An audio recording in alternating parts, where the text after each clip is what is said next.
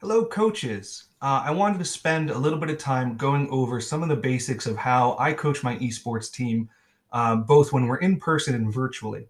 So that way you guys have some ideas, have some tips for how you can run your practice. And so one of the first things I encourage you to do, I feel that practicing 2 to 3 days a week is ideal, and practicing between 1 and 2 hours. So when we're in person, I generally go from an hour and a half to 2 hours. When we are practicing virtually, we'll go from about an hour to an hour and a half. But either way, right, things don't change that much. You'll see that I have practice plans for here for you that range from an hour to an hour and a half to 2 hours, right? But what we're doing in that time is really always the same, and that goes whether we're virtually or in person. You'll see maybe one of the things that may be different if we're virtually is the fact that I start my in-person practices with what I call pre-practice. You guys know that school maybe ends at 1:50. You start practice at 2 o'clock, and there's that 10-minute window where kids are kind of coming in after going to their lockers, right? That's a great time to use to accomplish some things during practice. And so I'll call that pre-practice. And what I encourage my kids to do is have a healthy snack, and also set up their laptops or whatever device they're gaming on if we're in person. When we're virtually, I don't do so much pre-practice, but I do try to log in to my Zoom where I hold my virtual practices about 10 minutes early. Same thing. So kids who get there early, we can connect, we can build some relationships, stuff like that. But either way, practices should start with a pregame warm up.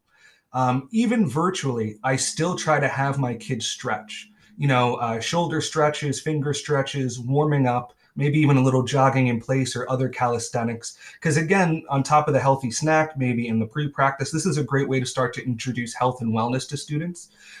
You can also talk about ergonomics and stuff like that earlier in the season when you're practicing how they should be sitting in their chairs, how far away, how to keep their feet elevated. And so at Garden State Esports, we have some resources that'll share along with this video that talks about just different types of stretching that we do. And what I always like to do is I eventually have my captains or some type of rotation of students who will lead that stretch.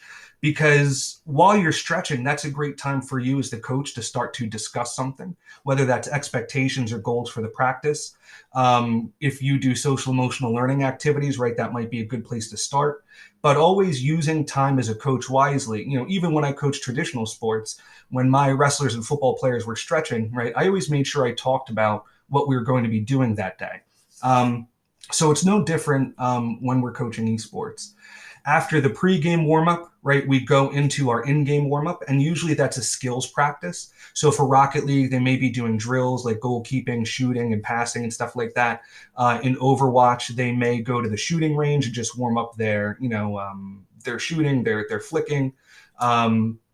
Or they may jump into like a death match or a quick match. And really, it's just about warming up, getting your aim down a lot of times, and just feeling comfortable. Again, a lot of ways, like during a more traditional practice, you might warm up with drills and stuff like that before you move into the bulk of practice. And really, oh, excuse me. And one thing I should stress, or you should try to do during an in-game warm-up, is try to find some way to collect data to show growth over time. So one thing I do at Rocket League is as kids are completing the practice challenges, they will tell me their score in goalkeeping and shooting and stuff like that. And I keep it on a spreadsheet. And I like to show the kids over time how they're getting better. So that's one goal that I have when it comes to in-game warm-ups is try to collect some type of data while they're warming up. So that way you have something to talk about and you can show growth over time. But what the bulk of a practice should be, whether it's an hour, hour and a half, or 2 hours, is going to be a scrimmage. And during a scrimmage, right, you can either have your kids playing other kids within your program. You can arrange for a scrimmage against another school, right? Or you can even have kids go on ladder, right? So I have some kids that are high diamond, and they're that much better than everybody on my team. So I'll have them go on ladder, so they're getting equal competition, because having some of your kids crush some of your other kids doesn't really benefit anybody, right? So you want to try to match kids up that are about equal. But one thing that I'll do during a scrimmage is I will ask kids to save replays, and then we will look at the film and discuss what we see. And sometimes it depends on practice, but what I'll do is we may scrimmage, and then we'll all watch the film together afterward. Or I might have one group scrimmage while I take another group and we look at their film from the last practice or the last match. But again, as a coach, you have that flexibility to break up practice however you want. And so that's one thing that I always try to do is I do try to get some film review. And I'll talk about a little bit what it is that I'm talking about during film review. And then finally, after scrimmaging, if you have like a 90-minute or a 2-hour practice, it's always great to break up the scrimmaging, right? Teaching kids that they should take a break, readjust their eyes, readjust their body, move around a little bit. But what I love about giving breaks is that is another great time to address things that maybe don't have to do with the game, right? And I know for me, social emotional learning is really important. We talk about teamwork, leadership, communication. We talk about health and wellness, right? Diet, sleep, and exercise. We also talk about navigating digital culture and what it's like online and how kids can be prepared and empowered for situations that may make them uncomfortable online. But ideally, again, what I'm doing during break is I'm either discussing right that kind of stuff that we teachers love, right? We're kind of building up the whole student. So it may be esports related. So maybe it's about careers. It may be esports related socially or emotionally. Or sometimes I do spend directly talking to students about ways that we need to improve as a team, right? Or again, maybe I'm watching whole team film. But either way, right, building in breaks in between scrimmages for time to reflect, for time for learning about the esports ecosystem, I think is a really important part of being a coach. And so you can see in the 90-minute plan, I generally scrimmage for about 20 minutes. That'll get you about 3 Rocket League games. That'll get you maybe 1, maybe 2 if you're lucky, Overwatch games. And then I save my longer scrimmage, right, always after the break. Because I have just found in my experience that if you're going to have uneven scrimmages in time-wise, you want that longer scrimmage to be after the break because you may address something during your break that will make that scrimmage time more meaningful. And then as always, right, we wrap it up and we pack up. So sometimes we'll do some cool down stretching. Again, I will bring up any topics, coaching points that I need to. This cool down stretch is also player led, again, so that allows me to go around, circulate, talk to who I need to talk to. We pack everything up. Usually we do like a breakout, you guys know I used to be, a traditional coach. So we'll, do all hands in, we'll break on the FH nights. So even if you don't have a traditional coaching background, right, you can still run a practice. And if you do have a traditional coaching background, one thing I'll point out is that your practice should follow a routine, right? It should be a ritual. We always start with these things and then we always have a talk around this time and we always kind of end the same way.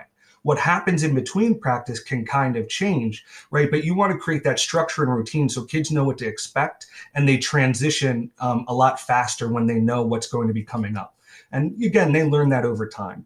But whether it's 90 minutes, whether it's an hour, whether it's 2 hours, you'll kind of see that it's always the same thing. We start with pre-practice, our pregame warm-up, in-game warm-up, we scrimmage, we take a break, we scrimmage again, we get some film in, we talk about, some esports related topics that are important to educating our whole student. And then we wrap it up, we pack it up, we break it out, and we get ready for our next practice. So let's talk about the role of the coach during practice, both virtually or in person.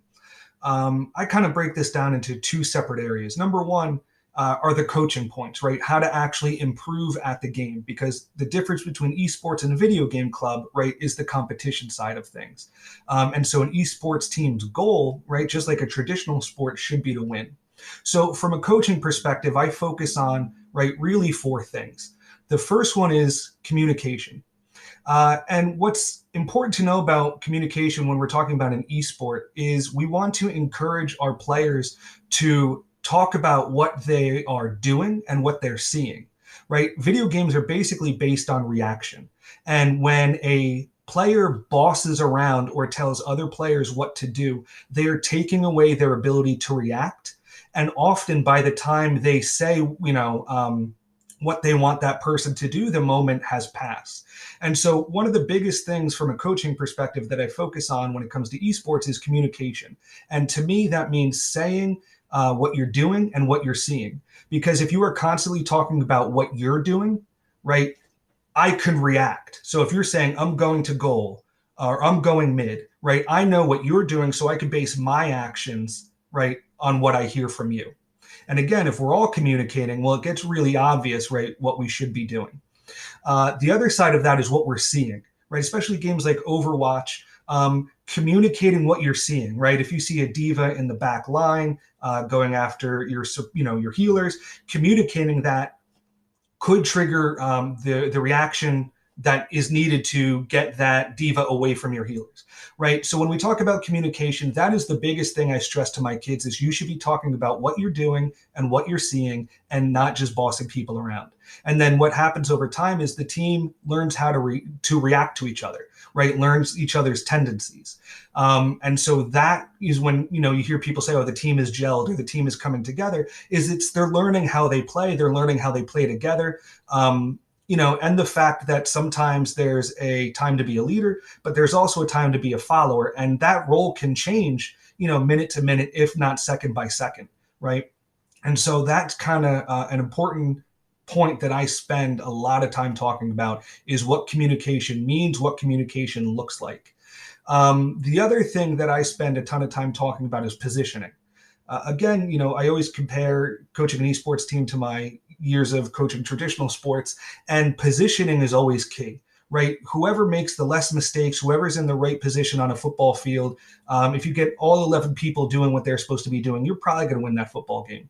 Esports is no different, right? Rocket League, people have positions. If it's an offensive, if you're on offense, if you're on defense, people should know where they should be. They should know what they should be doing, right? Same thing in Overwatch. The tank should be in the front. The support should be in the back, right? DPS should have a plan for where they're going to be positioned. And a lot of times that may be based on the map and stuff like that. But communication and positioning are really the bulk of what I'm focusing on a coach. Were we saying what we were doing and what we were seeing? And were we all in the right spot doing the right thing? And even if you are not a gamer, even if you are coaching an esports team like me, where you're not good at the game, right? I coach a Rocket League team. I'm not good at Rocket League. So some other things you could do is be familiar with the meta, right? And meta is a gaming term that means the best way to play the game. And you can find what the meta is and how it's changing on YouTube by watching Twitch streams, by reading patch notes and predicting the way the game is going to be played due to the changes, the nerfs or the buffs that the game developer makes. But the idea that you can still coach an esports team because you can learn about communication as the coach, you can learn about positioning as the coach, even if you're not good at the game, shouldn't deter you from being excited to coach your esports team. What you would want to do as a coach is you would want to familiarize yourself with the meta, learn the best way to play the game, watch the YouTube videos, watch the professional streamers, watch the professional events like Overwatch League, and you will start to get a sense of, right, what is the best way? What is the best positioning? Who are the best characters? What are the best tactics? And even if you're not good at the game, you can still learn those things. The other thing you might want to do as a coach, if you are not all that talented at the game, is think about skilled coaches. And this could be kids on your team who are good, and you could turn them into player coaches. Or something we do at the FH Knights and we're working on with Garden State Esports is reaching out to local colleges. Right, a lot of colleges now have esports team reaching out to their players and say, hey, I'm looking for, somebody on your esports team to maybe come in remotely, once a week, once every 2 weeks to work with my kids and show them, something in game.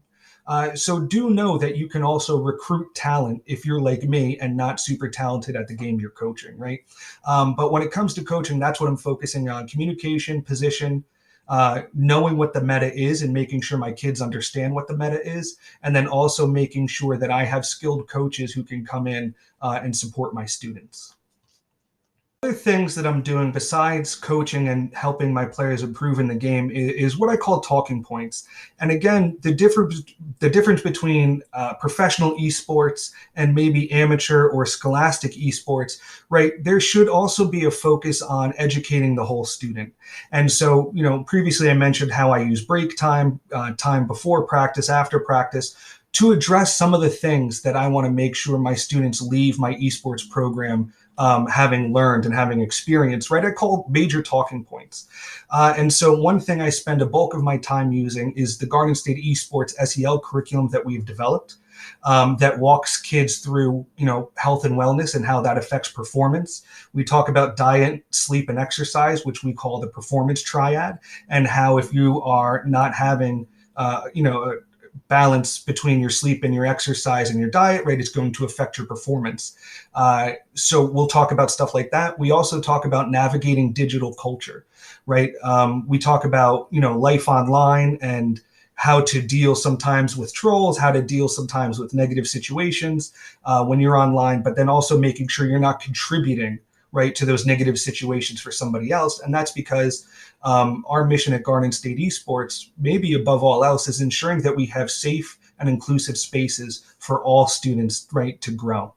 And so I will spend time either being preemptive and addressing things like memes or different cultural things that kids may be experiencing, and I want them to, understand that they maybe don't come from a positive place, or addressing concerns that I've seen on the team, right? The way my kids are talking to each other, the way that they're communicating, in game with against the other team and stuff like that. So it's really just making sure that my kids know, the right way to act online, the right way to act during competition, not too different than what we see with a typical digital citizenship curriculum, right? So I do spend a lot of time making sure that my classroom, my esports team is a safe, inclusive space for all students, but also students know what that looks like and they can help build those spaces wherever they wind up going as well.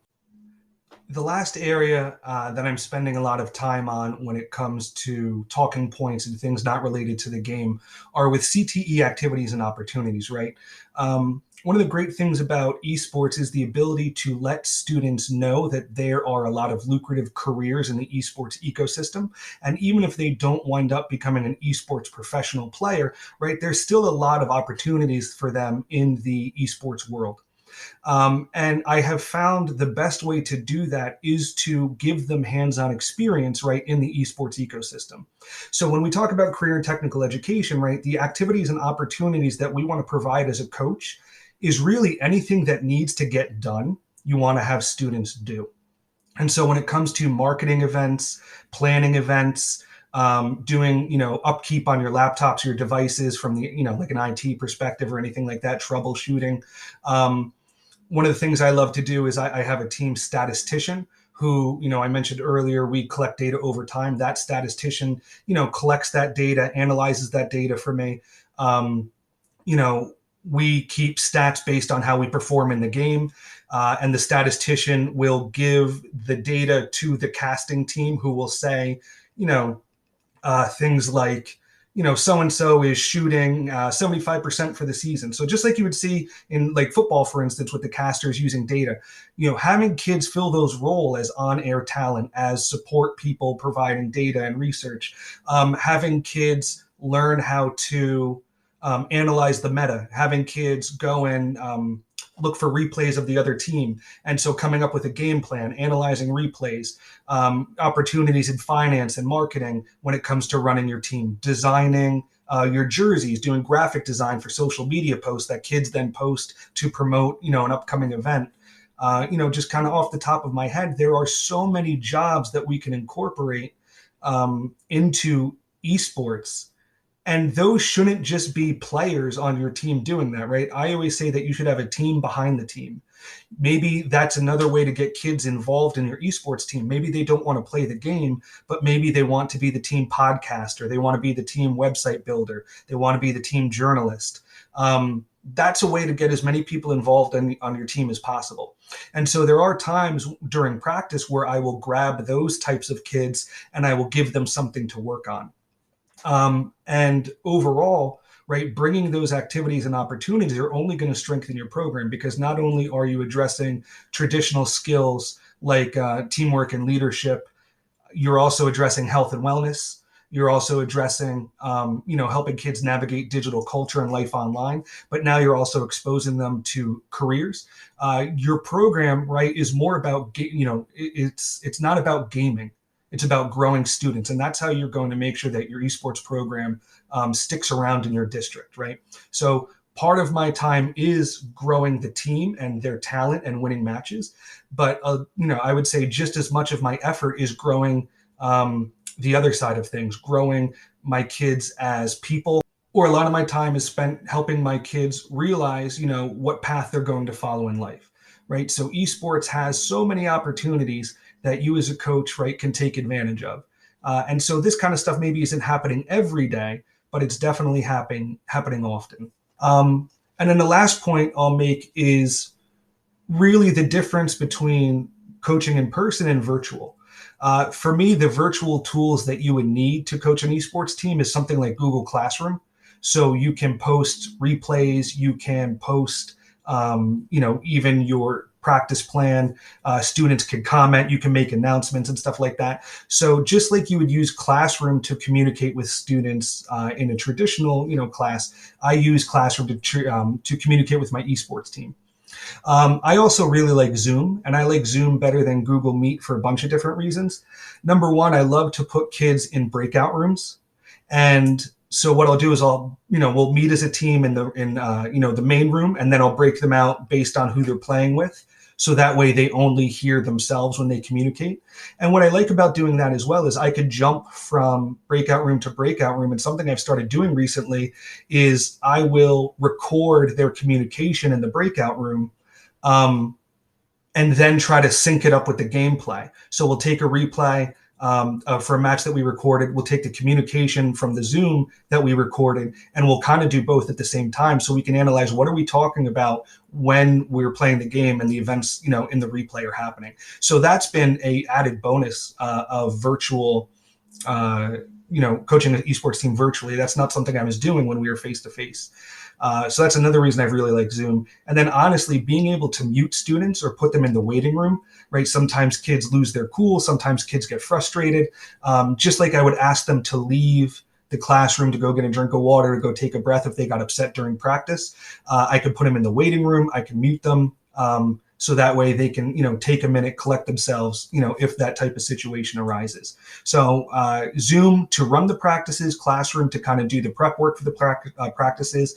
And then, I kind of go back and forth on whether or not you need some form of asynchronous communication.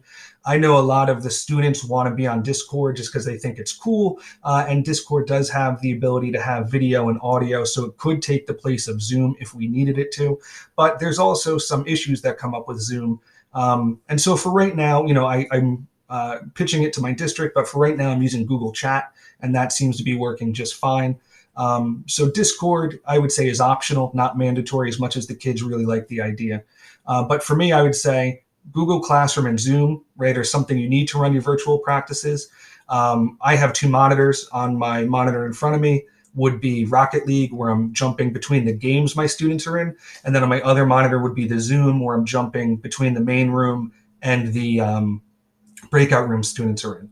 And then asynchronous communication has been helpful, but not mandatory. So if you can't use Discord in your district, or you think that you want to try without asynchronous communication, Google Classroom kind of fills that role as well.